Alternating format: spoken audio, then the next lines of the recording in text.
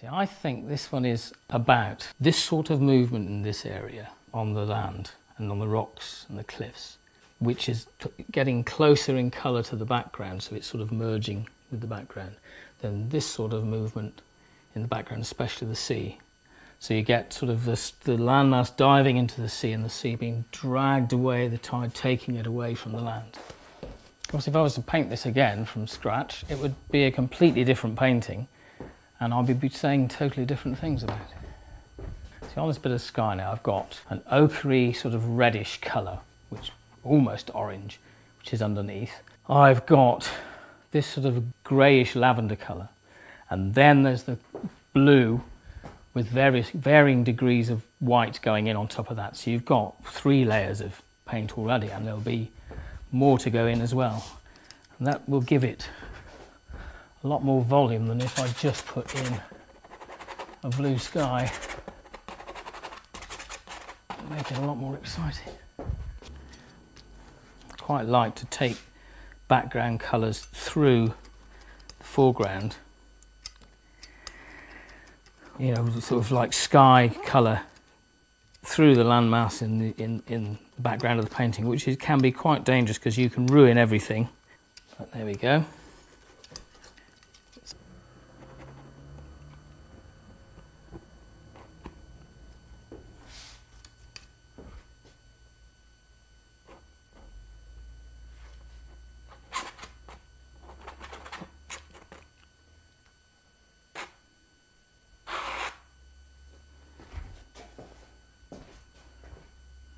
You can get all that lovely movement of the feeling of the atmosphere.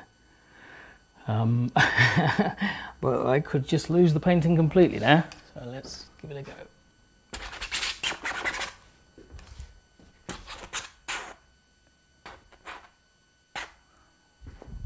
This canvas is not a very heavy tooth canvas. This is quite a fine grain. The more money you pay for a canvas, the heavier and the coarser the material, so that you can see the weave. Linen is the most expensive. It's very coarse and very heavy. This painting will rely totally upon the texture of the paint as opposed to the canvas.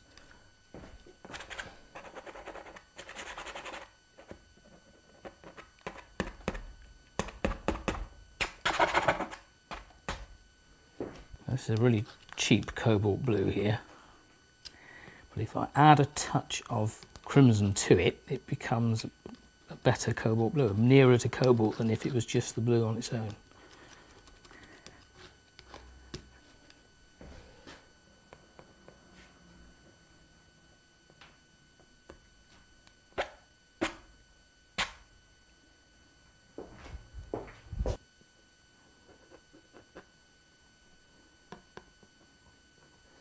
That's lovely, that shape. Oh, well, I like it, that little shape there. As the rock comes round. Comes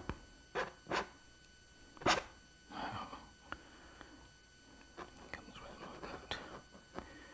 There are some rocks here which in the drawing are dry, but I can stick a bit of water in there if it makes it a bit more interesting. It's quite nice, the pink through as well, through that bit of paint there. So. Most of this technique that I have now seems to be of itself, really. I mean, there are painters which I admire and whose styles I would love to emulate. Turner, for instance, is someone I admire. His use of paint and description of light through paint, I think, is absolutely remarkable.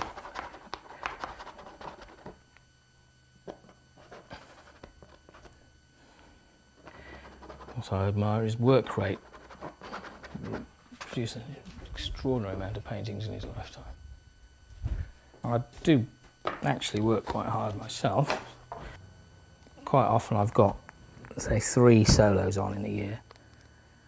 Each is maybe 50 paintings. And then I've got mixed shows to work towards as well. And I've got large paintings which are sort of pot boilers.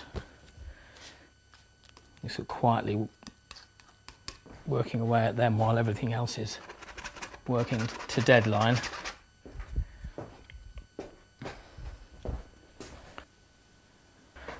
Right, I think that's probably as far as I'm going to go really for the day.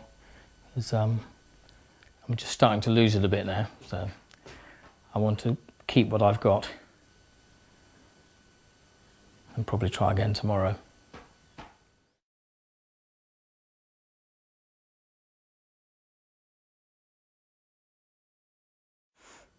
Right, I've worked on some more drawings. I've been back to the moor now because I've really wanted a bit more detail in the foreground for the rocks. I can use this drawing now to carry on working on this. As you can see, it's sort of turning in this direction because there's a weight there that isn't in here, and a volume there that isn't here, and I've still got this area to bring forward really. And I'm wondering whether I have to do anything to the background because I actually quite like these marks running through here. Normally I would put a bit more paint in here, but it sinks back behind this landmass quite nicely, and so we'll see how I feel. As I'm going through this, I'll start to make up my mind about that. I've got a few areas here because as you can see on the drawing, the little pieces of the reflected light from the sky on the surface of the water push that back a bit as well, so I might need to do a bit more of that. So now I'm trying to bring these rocks in the foreground into the foreground by darkening the spaces around them.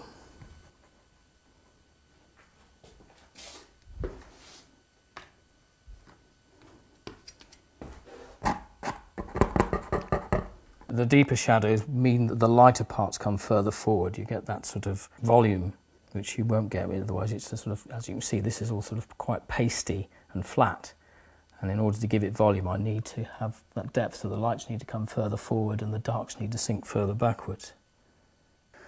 Starting to become a bit more lively now, more sort of faceted. I had all the movement that I wanted, but I didn't have the feeling that there were rocks and that the waves were crashing across it, and there was the possibility of it coming up onto the cliff. Of course, now it's a sort of crucial stage because I'm quite happy with most of that which I've got. I really don't want to mess it up, which is why I allowed a good part of it to dry before, so I kept all that movement across there like that, and this through movement here, and I want to try and not spoil it by getting it too tidy and too descriptive.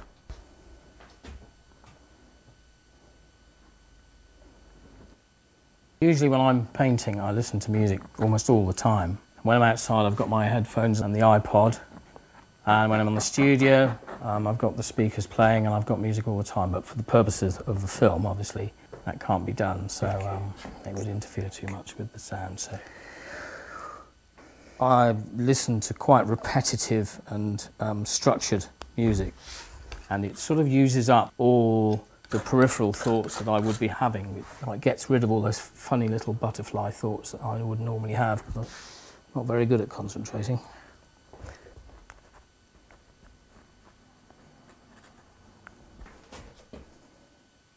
Got to make up my mind whether I'm happy with the amount of detail in that or not, really. Sometimes I'm tempted just to throw a load of paint across the surface of that now as it is, so that it sort of starts to gain a bit more life. Or am I happy because I've got quite a lot of description and a lot of volume, and I don't want to lose that. Different paintings can do different things for you, so I can say to myself, that amount of detail I'm quite happy with in this painting, but you know, it's nice to go maybe straight onto another painting using the same subject matter and using the same reference, so you can have another painting which does something different. Well, I'm nearly finished this. They're getting quite close. I've reached the point where I'm not really sure whether I should crack on or not. I'm quite happy with the way it is. There are one or two bits that I'm not totally sure about.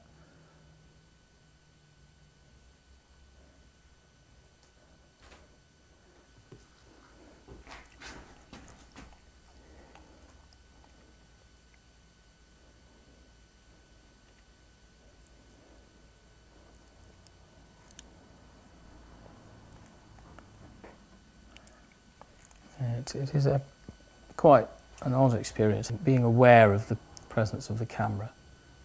or the people behind the camera. Makes you more conscious of each of the marks that go down, really.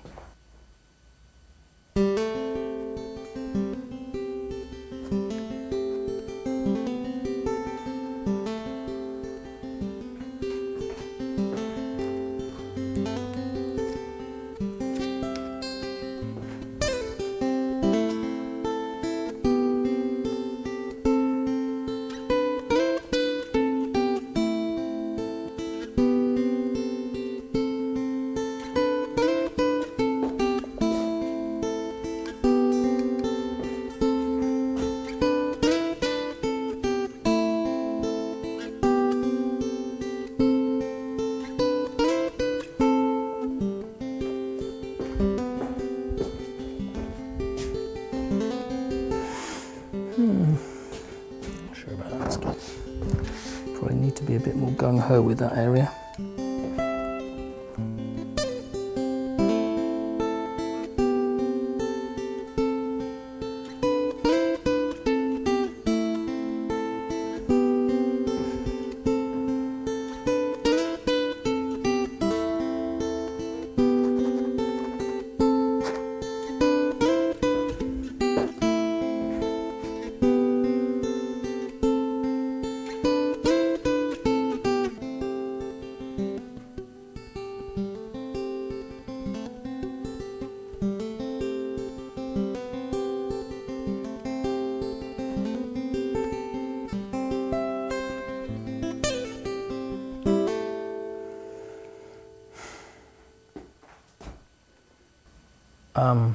This is finished. Maybe a later date I'll look at it and think I could tweak it a bit, but I think really it's there, just about there now. I'm quite happy with it.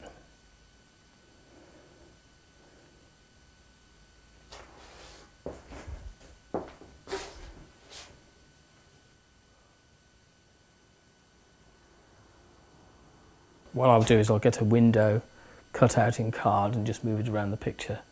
And if I'm happy with the way it is, then all's fine and good, but I might decide to cut it down, maybe here or something like that, so that it's not quite as long and tall, but it might be okay as it is. But if I don't like it as it is, I will have to cut it off the stretcher and stick it onto board, and then cut the board down and frame it from the board, which I quite often do.